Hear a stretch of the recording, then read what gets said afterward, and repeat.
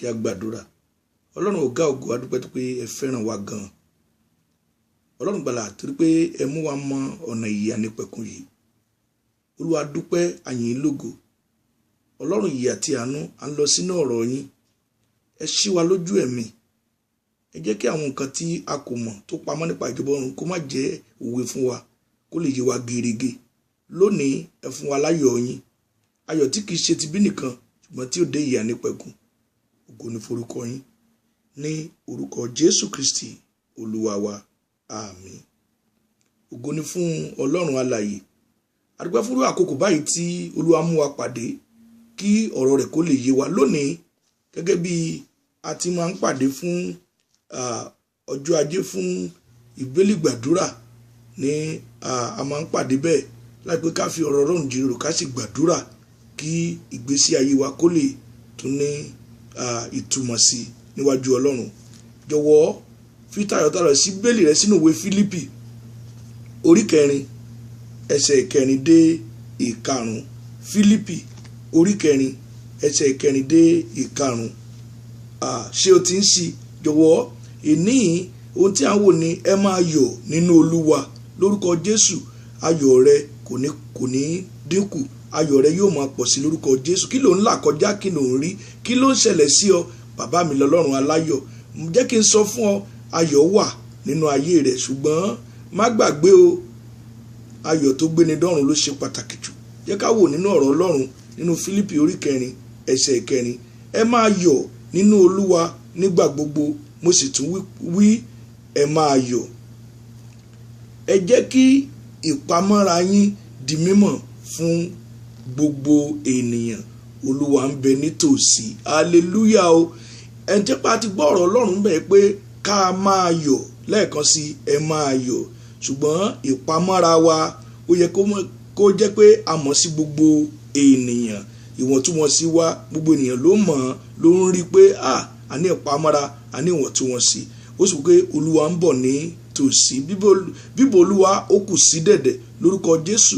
Nínú àwọn tí ó bá Kristi jọba ńgbà tó bá dé, a ó jẹ́ ọ̀kan nínú wọn. Jẹ́ ká wo ìwé ìṣe àwọn àpọ́stélì orí 3. Síbélì rẹ pẹ̀lú mi ká lè máa fi ọ̀rọ̀ Ọlọ́run ká fi jíròrò kó sì jẹun tí ó ń yé wa ní ẹsẹẹsẹ bẹ́ẹ̀. Síbélì rẹ sínú ìwé ìṣe àwọn àpọ́stélì orí 3, a ó kà láti ẹsẹ̀ 6 títí dé 9. Bí a ṣe ń wò ohun tí a fẹ́ wò ni pé ọ̀pọ̀lọpọ̀ nǹkan ló mú ayọ̀ wá nínú ayé ènìyàn. Ẹlòmíràn owó, ẹlòmíràn ọmọ, ẹlòmíràn ilé, ẹlòmíràn àṣeyọrí kan tàbí èkejì, ẹlòmíràn ipò. Ṣùgbọ́n kí ni ayọ̀ tí ìwọ ní? Ayọ̀ ìgbàlà láyọ̀ mi.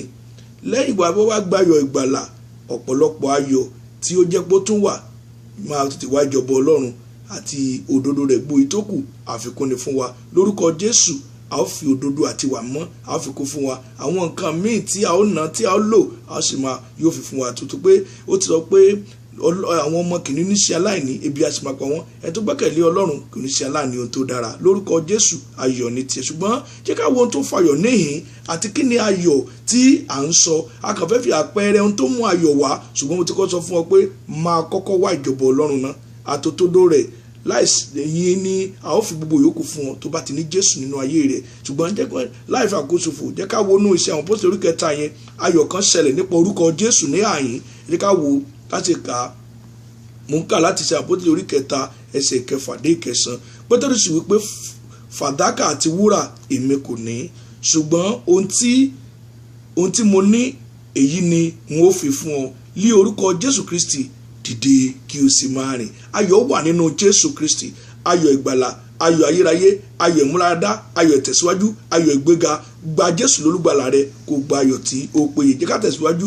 Ó sì fà á lé ọwọ́ ọ̀tún, ó sì gbé e dìde. Lójú kan náà ẹsẹ̀ rẹ̀ àti egungun kókósẹ̀ rẹ̀ sì mókun. Hallelujah. Bí o ti ń wò mí, bí o ti ń gbọ́ mi bí a ti ń ṣètò yìí, gbogbo ohun tó mókun nínú ayé rẹ, gbogbo ohun tí ó ń rákò nínú ayé rẹ, gbogbo ohun tó ti yarọ nínú ayé rẹ, lórúkọ Jésù agbára ọgọ́gbó gbé ọ dìde, orúkọ Jésù gbé ọ dìde, ayọ̀ sì jẹ́ tirẹ̀ lórúkọ Jésù.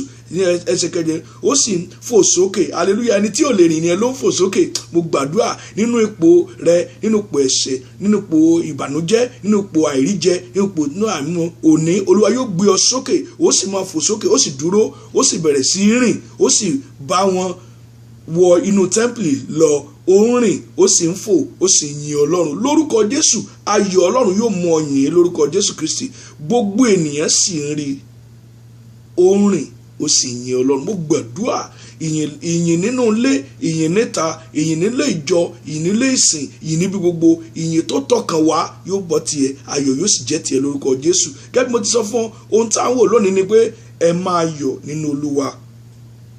Nínú ìwé Fílípì yẹn láti rí, jẹ́ ká padà sínú ìwé Fílípì yẹn ká tún kà á lẹ́ẹ̀kan sí i. Ṣùgbọ́n bí a ti ń lọ sínú ìwé Fílípì orí ìkẹrin láti ẹsẹ̀ ìkẹrin dé ìkarùn-ún ni a wò. A ó rí kókó mẹ́ta: yọ̀ǹda ara rẹ sí Olúwa fún ìràpadà, àkọ́kọ́ nìyẹn. èkejì, ọkàn tó ń yọ̀ nípa òǹtẹ̀ ẹ̀mí mímọ́. ẹ̀kẹta ẹ̀wẹ̀ ó ní aláròjinlẹ̀ ẹni ìwẹ̀nùmọ́ tí ń retí ọ̀dọ́ àgùntàn náà, àbí ní ìrètí ọ̀dọ́ àgùntàn náà. Ẹ jẹ́ ká bẹ̀rẹ̀ ní kókó àkọ́kọ́ yẹn láì fi àkókò ṣòfò. A lọ sínú Fílípì orí kẹrin, a ó pa ẹsẹ̀ ìkẹrin yẹn ní àti ń gbé síbèlì rẹ pẹ̀lú mi, Olúwa yóò gba àkóso ayé rẹ. Yọ̀ǹda ara rẹ sí Olúwa fún ìràpadà. Arákùnrin tá a rí ń bẹ̀ yẹn, ó yọ̀ǹda ara rẹ ni o. Ó fẹ́ gba owó ṣùgbọ́n ohun tá a ní kì í ṣe fàdákà àti wúrà. Ohun tá a ní ní orúkọ Jésù. Mo forúkọ Jésù yọ̀ǹda ara rẹ fún Jésù lónìí. Ó wá wípé níbẹ̀ yẹn, ó ní ẹsẹ̀ kẹrin, ẹ máa yọ̀ nínú Olúwa nígbà gbogbo. Mo sì wípé ẹ máa yọ̀. Kò sí ayọ̀ nínú ẹlòmíràn bí ó ṣe Kristi. Jésù ni ayọ̀ wa, Jésù ni ìyè wa. Kí la wá ṣe láti ní ayọ̀ nínú Kristi? Lọ sínú ìwé Ìṣe àwọn Àpọ́stélì yẹn, síbélì rẹ sí orí kẹta iná la ó tún ṣe àyẹ̀wò lórí rẹ̀. Ìwé Ìṣe àwọn Àpọ́stélì, jọ̀wọ́ síbélì rẹ pẹ̀lú mi sí orí ìkẹta ká lè wò kẹ́bí Ọlọ́run yóò ti ń kọ́ wa ní ẹ̀kọ́. A ó wo Ìṣe Àpọ́stélì kẹta ẹsẹ̀ ìkọkàndínlógún. Ó wí, nítorí náà ẹ ronúpìwàdà. Ó fẹ́ gba Jésù ni o. Ó máa ń ṣàlàyé fún wọn pé ẹ ronúpìwàdà kí ẹ sì tún yí padà kí a lè pa ẹ̀ṣẹ̀ yín rẹ́. Lé àkọ́kọ́ ní tẹ́ḿpìlì rẹ̀ yẹn, a ti gbé arákùnrin tó mùkún tí ò lè rìn tí à ń gbé wá síwájú tẹ́ḿpìlì nítorí orúkọ Jésù ti gbé dìde. Ó sì bẹ̀rẹ̀ sí ní yọ̀ torí gba Jésù láàyè nínú ọkàn àti àyà rẹ̀. Ó wá sọ àwọn yìí wọ́n á sọ fún wọn wípé ọ̀nà wo la ó wá gbà wá pé nítorí náà ẹ ronúpìwàdà. O lè sọ pé o gba Jésù láì ní ìrònúpìwàdà.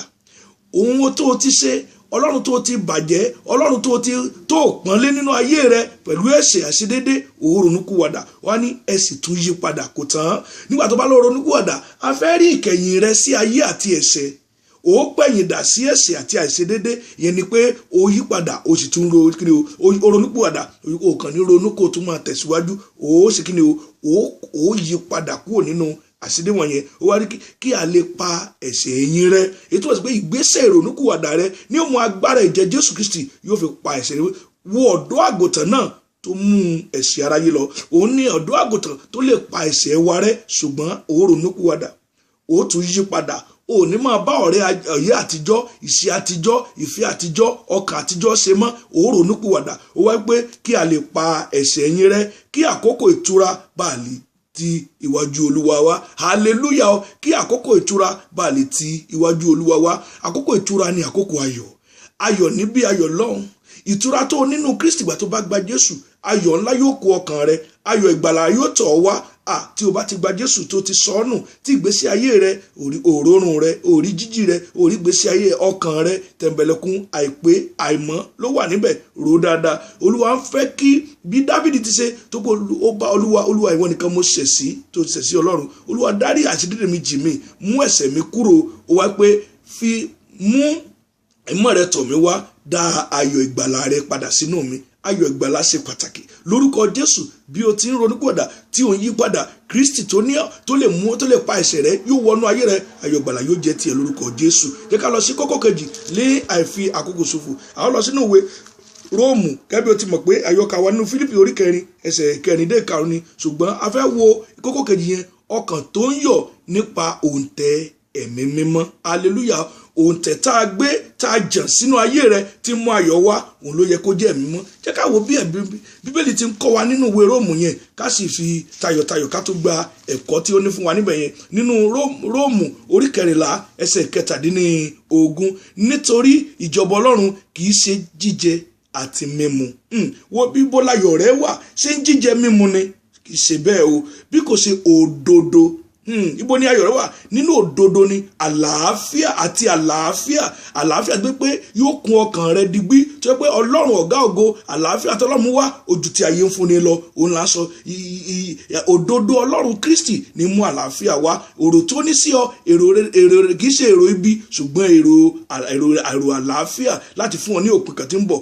Àlàáfíà àti ayọ̀ nínú ẹ̀mí mímọ́. Hallelujah o. Ayọ̀ yóò dé nínú ẹ̀mí mímọ́. O gba Jésù nínú ayé rẹ, awẹ̀ ọmọ àlàáfíà Kristi débẹ̀. Òun ló wá sọ fún ẹ pé òdodo Kristi ló gbà nínú ìgbàlà. O wá gba ìwẹ̀nùmọ́ nínú àlàáfíà Kristi tó kún ọkàn rẹ. Ẹ̀mí mímọ́ yóò mú ayọ̀ ayérayé bá ọ lórúkọ Jésù. Nínú àwọn tí kò ní pàdánù ayọ̀ ayérayé, ó jẹ́ ọ̀kan nínú wọn. Àṣẹ àmín. Jẹ́ kí n gbọ́. Nínú àwọn, mo ní pé nínú àwọn tí ó ní ayọ̀ ayérayé, torí lónìí ohun tí à ń wò ni pé ẹ máa yọ̀ nínú Olúwa. Ǹjẹ́ o fẹ́ yọ̀? Àbáyé nìkan ló ti fẹ́ yọ̀? Ayọ̀ tí ò du pé òun náwó, òun nílé, òun ní ọkọ̀, òun ní jíjẹ, òun ní mímu, òun kó tibí jọ, òun kó tọ̀ ń jọ, òun káya, òun kọ́mọ, àbí gbogbo àwọn nǹkan ayé mèremère ló ń kó. Ṣùgbọ́n ayọ̀ ayérayé ló nílò. Ayọ̀ Kristi kí olópin. Ayọ̀ tẹ́ pé nígbà tí ìjẹ̀yìn bá dé, ó bá Kristi jọba. Èyí ní wàá jẹ́ ká lọ wo kókó ẹ̀kẹta láì fi àkóso fò, ni pé aláròjinlẹ̀ ní ìwẹ̀nùmọ́ ní ìrètí ọ̀dọ́ àgùntàn náà. Ayọ̀ tí múni nírètí ọ̀dọ́ àgùntàn ṣe pàtàkì. Jẹ́ ká lọ wo nínú Fílípì tí à ń kà yẹn, Fílípì orí 4 ẹsẹ̀ 5 la fẹ́ wò. Ẹ jẹ́ kí ìpanúra yín di mímọ̀ fún gbogbo ènìyàn. Olúwa ń bẹ nítòsí. Ó ń bọ̀ o, Kristi mi ń padà bọ̀. Bíbọ̀ rẹ̀ kù sí dẹ̀dẹ̀, ó ń bẹ nítòsí. Má rò bí àwọn yẹn ti ń pín pé àwọn mìíràn àwọn kà pé Olúwa sọ pé ó ń bọ̀ láti ọjọ́ yìí, gbàwo ni yóò dé? Dídé rẹ̀ ó ń bọ̀ nítòsí o, yóò dé láìpẹ́. Ìpè yóò dùn. Ẹni tó bá gbọ́ ìpè ni ó bá Jésù lọ o. Ẹni tí kò bá ní ayọ̀ ayérayé nínú rẹ̀, kì í ṣe ayọ̀ ẹran ara, kì í ṣe ayọ̀ ìfẹ́kúfẹ̀ẹ́, ayọ̀ sí ọ̀run, ayọ̀ sí òdodo, ayọ̀ sí ìwà mímọ́. Ẹni tí ò bá ní ayọ̀ yìí kò lè bá Kristi jọba.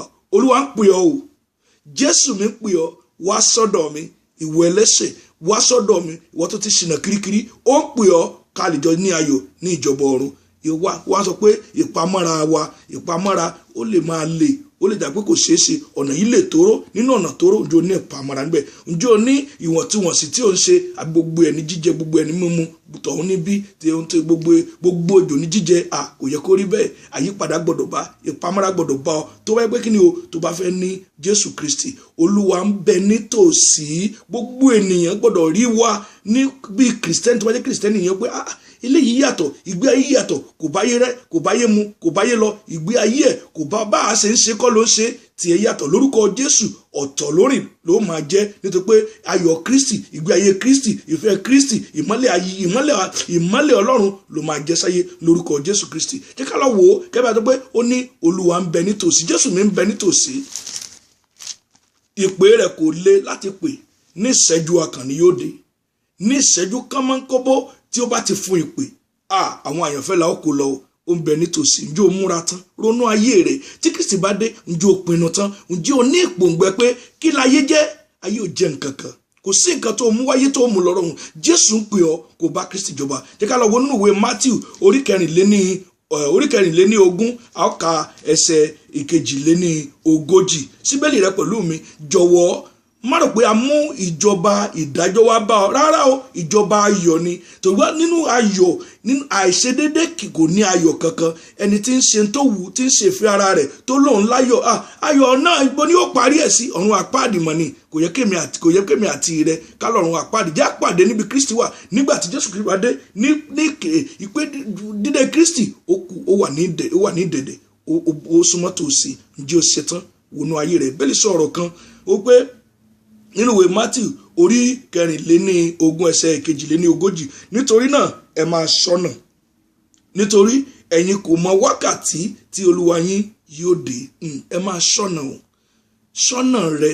Olúwa ń fẹ́ ẹni tí yóò mọ ṣọ́nà nínú ìka Bíbélì rẹ, nínú ìgbà àdúrà rẹ, níbi tí o ti ń gba àwọn ènìyàn Ọlọ́run tí ń sọ̀rọ̀ ìwà mọ́ sí ìyà nípẹ̀kun. kì í ṣe ìfẹ́ ẹran ara ni wọ́n ń fẹ́. ìkórawọ́jọpọ̀ fún ayé, ìkórawọ́jọpọ̀ míì kò tẹ́ yàtọ̀ sí ẹgbẹ́ amúlùdùn. ṣùgbọ́n Jésù ń pè ọ́ lónìí wípé máa ṣọ́nà, nítorí ẹ̀yin kò mọ wákàtí tí Olúwa yín yóò dé. a ò lè sọ o, balẹ̀ ni, bọ́sàn ni, bóru ni. ǹjẹ́ o ṣetán? jẹ́ ká gbàdúrà. Olúwa ọ̀gá ògo, ẹ̀sìn tó pẹ́ ń kọ́ wa ní ẹ̀kọ́ yín, ẹ fi òye yín yé wa. ẹ fẹ́ kí a lọ ọ̀run àpáàdé, ṣùgbọ́n ká ní ayọ̀ tí ó pèsè ìyà nípẹ̀kun. Olúwa ṣe wa bẹ́ẹ̀ lórúkọ Jésù Kristi Olúwa wa, àmín.